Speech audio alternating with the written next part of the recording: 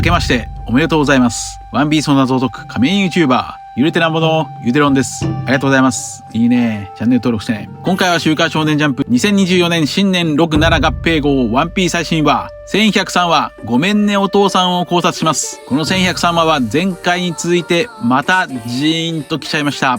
一緒に考えていきましょう。よろしくお願いします。ただし最新話をまだ読んでいない人は多いネタバレを含む内容ですから今すぐ動画をストップさせてください。よろしいでしょうか。行きましょう。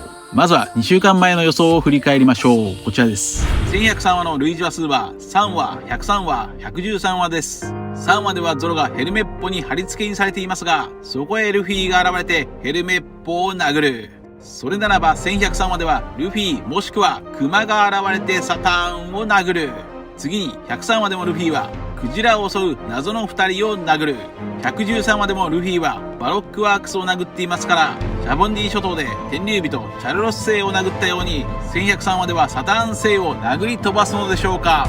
はい、最近はかなり調子よくほとんどの展開を予想できていましたが、この1103話の予想は30点くらいでした。大まかな方向性は間違ってはいませんが、細かな描写の予想はところどころ違います。しかし1103話を読めばわかるように1103話の全てで人のみニカこと太陽の神ニカが軸となっています。それでは本編の考察を始めましょう。1103話のスタートは熊の記憶を見たボニー。ボニーは12歳の子供に戻ってベガバンクに謝罪。ベガバンクが渡したいものとは10歳の誕生日プレゼントサファイアでできた太陽のネックレスでした。これはツイッターでも考えましたが、ボニーは熊にとって太陽です。太陽とはサニー。ボニーの懸賞金の語呂合わせもサニー。3億2000万でした。そしてクマはサニー号も2年間守っていました。つまり太陽のボニーと太陽のサニー号。バーソロミュークマは2つの太陽を守っていました。ジニー、ボニー、サニー、全部ニーカー。これが1103話の話数の語呂合わせ1つ目。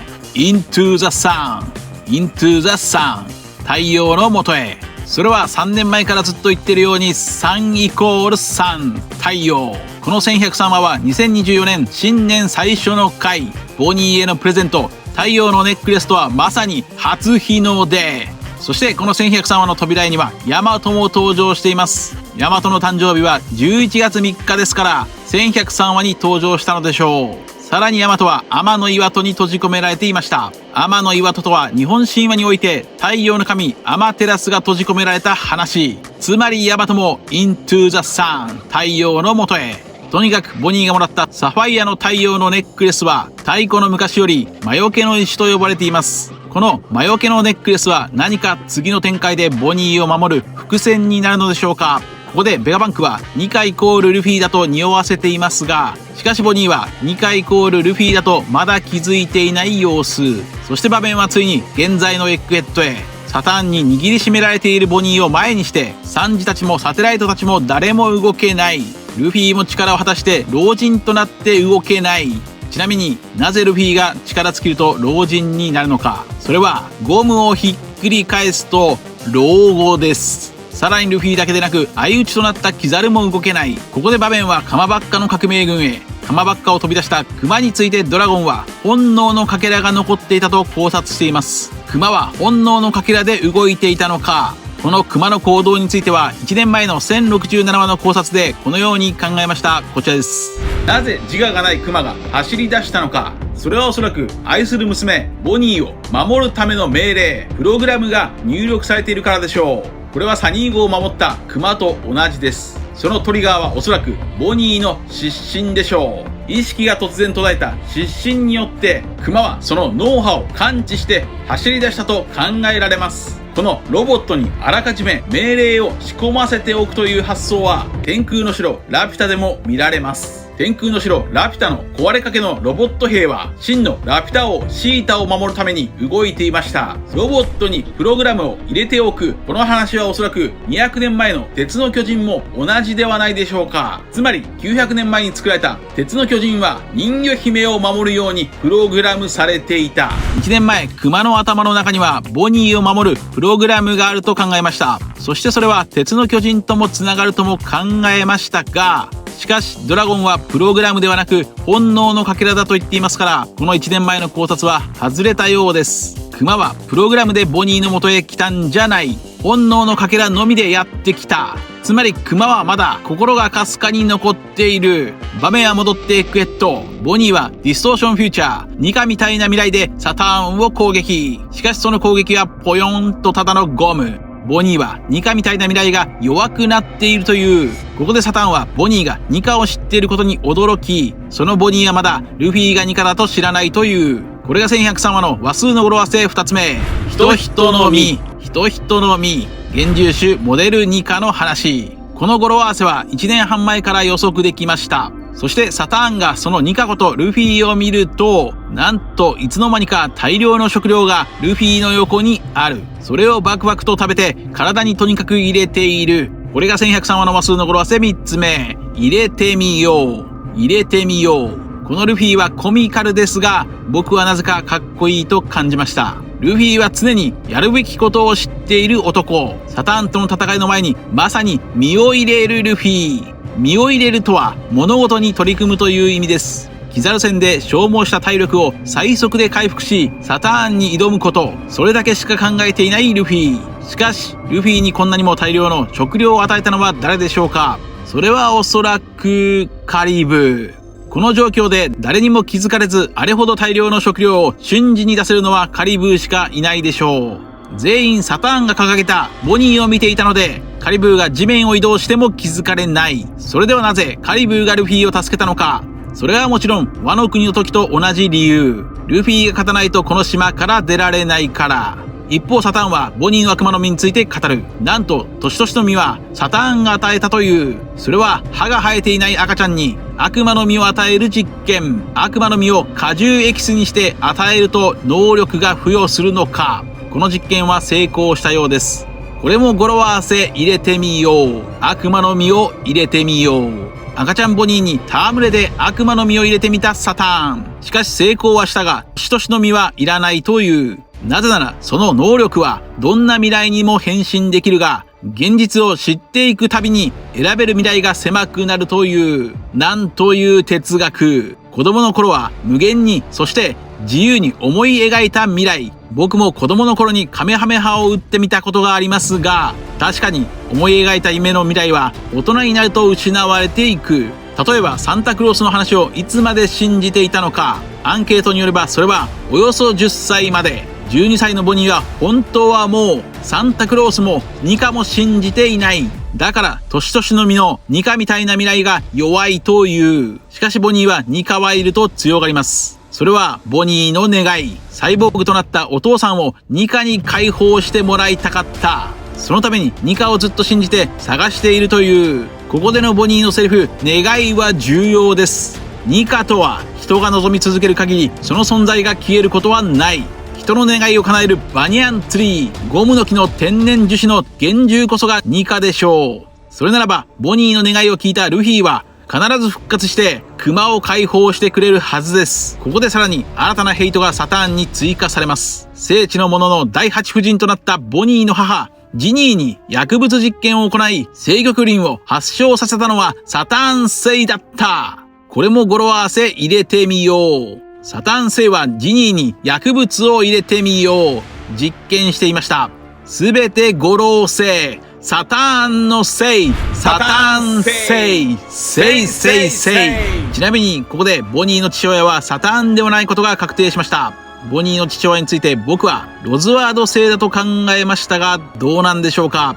この事実を知って涙が溢れるボニー。そんなボニーに対してサターンは再び虫けら扱い。やはりサターンは人間以外の何かなのか。ここでクマが考察通り、やはりエッグヘッドに到着。これにはベガバンクも驚いていますから、やはりプログラムではない。クマは本能のかけらで動いている。それでは本能のかけらとは何でしょうか。本能のかけら、それは愛。幾千もの人々の命を救う愛の力。この愛の力については8ヶ月前に考えました。こちらです。ギャラクシーインパクト。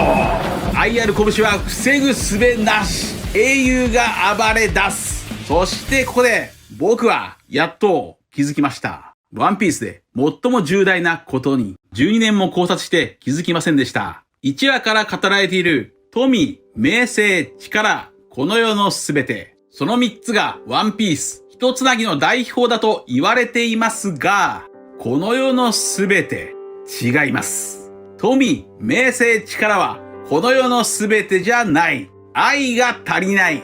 愛の力でペローナはモリアを助けに来ました。愛の力でガープ、ヘルメッポ、ヒバリはコビーを助けに来ました。S シャークから波を守りに来たサンジもそれは愛の力だという。ワンピース、富、名声、力はこの世のすべてではない。愛が足りない。人を救おうとすれば幾千もの命を救える愛の力。科学や技術は兵器にも愛の力にもなり得る。ワンピースにおいて重要な力、足りないものとは愛の力だと説きました。それは熊と同じ改造人間サンジも言っていたセリフ。これが愛の力の伏線だったようです。また、天才科学者ではなく、天才外科医、ホグバックが作ったゾンビ、シンドラーちゃんが一瞬だけ心を戻した時と似ているかもしれません。熊も本能のかけら、愛の力で心を少し戻したのか。そうして現れた熊は取り囲んだ海軍たちをレーザーで圧倒する。これが1103話の話数の語呂合わせ4つ目。獣医レーザー。獣医レーザー。獣医とは幾重にも取り囲まれた囲いのことです。そんな熊の到着に気づいていない12歳のボニーは、ついに心が途切れてしまう。このまま死んだ方が楽かもしれない。ごめんねお父さん。その時、熊が現れた。その解放の手で、娘のボニーをサターンの毒牙から守った。これが1103話の話数の語呂合わせ5つ目。いい父さん。いい父さん。お父さん。そしてそのまま熊は武装硬化した拳をサターンに向ける。まるで天竜人を殴ったルフィの大逆事件の再来か。以上が1103話の流れの考察です。それでは次に1104話以降の流れを考えましょう。次の展開はやはり熊はサターンに負けるでしょう。すると熊もボニーもサンジたちも全員動けない。そこへドックンドックンドンドットットドンドットット解放のドラムが聞こえる。そこにいるぞ。バリバリと覇王色の雷によって太陽の神ニカ復活。それを見た熊とボニーは涙する。さらにドンドットット鉄の巨人も復活。そのような展開が予想されます。ニカ VS サタンの本格的な戦いが始まりそう。その途中で熊は自爆スイッチを自らの手で押して熊は自爆してしまうのか。ここで3年前の考察を振り返りましょう。こちらです。熊の真意を探れそうな回はまず49巻473話大岡七部会バーソルミュー熊現るでしょう。ここでの語呂合わせは473話なので指南者でしょうか。つまりこれはそのままバーソルミュー熊はルフィの指南者、ルフィたちを導くという意味でしょうか。ドラゴンの息子であるルフィの性格であれば必ず兄エースの救出に行くとバーソルミュー熊は踏んだということです。しかしその実力が今のルフィは麦わらの一味にあるのか、その実力を試しにスリラーバーグにやってきたとは考えられないでしょうか。熊は麦わらの一味に取りかけます。船長であるルフィの首を差し出せばお前たちの命は助けてやると。これは明らかに麦わらの一味の結束や実力を試しているかのようです。結果、熊はルフィのダメージを治癒してあげて、誰一人殺さずに去りました。つまり初めからバーソルミュー熊はルフィを試すために動いていたような気がします。シャンクスと同じようにルフィに次の時代を預けたような印象です。それはこの時点で自分が革命軍から外れてパシフィスタとして改造されることが決定したからでしょうか。ではなぜ政府に反旗を翻している革命軍のバーソルミュー熊が政府の力となるパシフィスタに改造されることを自ら了承したのか。それはおそらくバーソルミュー熊をもってしても抗えない強大な権力者との契約があったのではないでしょうか。はい、3年前の考察はほぼほぼ合っていたようです。ただしこの動画ではさらに熊は死んでしまい、そのニキニキの実をフランキーが食べると考えました。しかしこちらの麦わらの一味の悪魔の実の法則によれば、ニキニキの実を表している29の悪魔の実はすでにニカが表しているとも考えられます。故にフランキーがニキニキの実を新たに受け継ぐ可能性は低そう。それでも熊の死亡フラグはすでに立っています。1101話でドラゴンは子は親の弱点だと言っていましたから、熊の弱点はボニーです。ボニーを助けるためにやはり熊は死んでしまうのか。そんな最後のお父さんの姿が描かれるとしたら、それは1108話でしょうか。1108話の話数の語呂合わせ予想はいい親、いい親です。そんな1108話をひっくり返すと811話ロコ、シーザーの殺戮兵器コロの中和ガスロコが爆発しています。それならば1108話でもクマが爆発してしまうのか。さらに1108話の類似話数は1018話です。それは太陽の神ニカが初めて語られた回。それならば1108話では憧れたニカのようにクマはボニーを救うために爆発してしまうのか。以上です。続いては次回1104話の展開を話数の理論から考えましょう。1104話の類似話数は4話、104話、114話です。4話ではヘルメットを殴って海軍を敵にしたルフィ。さらにルフィはモーガンの銅像を破壊してしまう。こことつなげるなら1104話ではまずクマがそのままサターンを殴る。さらにモーガンの銅像は鉄の巨人とつながるのか。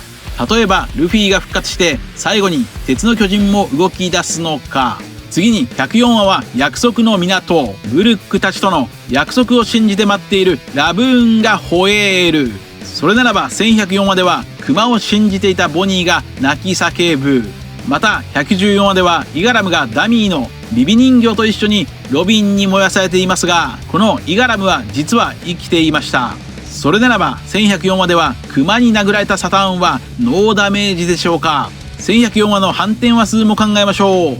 1104話をひっくり返すと411話ナミ VS カリファー。この2人の戦いの最中に割って入ってきたのは暴走したヒトヒトの実で巨大化したチョッパー。それならば1104話では同じくヒトヒトの実幻獣種ニカことルフィがクマとサターンの戦いに参戦するのか。1104話の語呂合わせも考えましょう。1104話の話数の語呂合わせは愛しい、移動した、一度死んだ。一度死んだクマが移動した理由が愛しいボニーのためだと語られるのか。さらに遺伝子、非天使、これはセラフィムが登場する可能性があるのか。さらに糸よ、サンジたちが動けないのはサターンの見えない糸のせいなのか。以上です。2024年今年の干支は辰年です。つまり2024年は竜が動きそう。革命軍ドラゴンが動きそう。ロードポーネグリフ争奪戦4校バトルの裏で革命軍ドラゴン VS 天竜人を守る神の騎士団の戦いが描かれるのか。皆さんはどう思われましたか。2024年もよろしくお願いします。ありがとうございました。